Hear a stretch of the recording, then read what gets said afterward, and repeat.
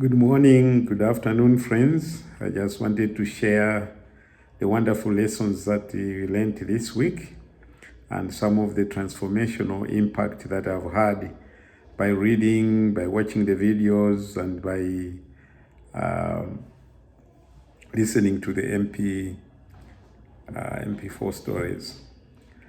One of the things that came out quite clearly was a thin place. And I remember one time I was looking for a job. I had a job, but I was looking for a job. And in that process, I was able to get 3 jobs lined up, and I was invited for interviews.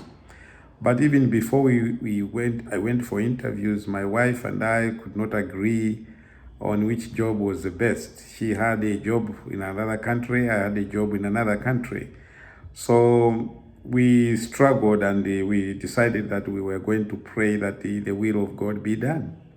So I still went to the job flew to the country where the job was best to do the interviews, and I did the interviews, and I was so scared when I did the interviews because the interviews went well, and the more they went well, the more scared I was because I knew my wife was not in support of that job. But when I was returning back home at the airport, I sat down, and all of a sudden I went into a trance. I've never had such an experience before. And God said to me, I have prepared South Africa for you. And my response was, why? And God answered back and said, you asked me to make it clear, but you didn't ask me to give you the reasons. And then I tried to say something, and my mouth was stuck. And then I realized God had answered our prayers, and then I went back home and I told my wife, and surely though I had done that interview, we were asked to go to South Africa, where my wife wanted us to go. And it was a very moving experience for me because I'd never experienced that before.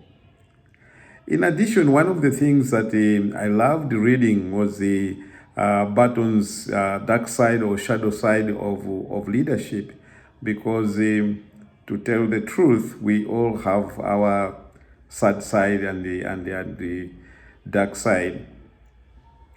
And when I was reading that, and combining with the PowerPoint that Steve Hawke on knowing your story, and the emphasis on you need to tell your story because it does good to you, I was very thrilled to see that.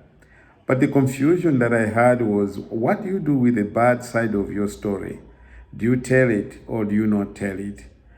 You know that God has forgiven you, and do you still have to go ahead and tell it because you seem to be bringing in something that God has forgiven, and it has gone your way, or it has gone away from you.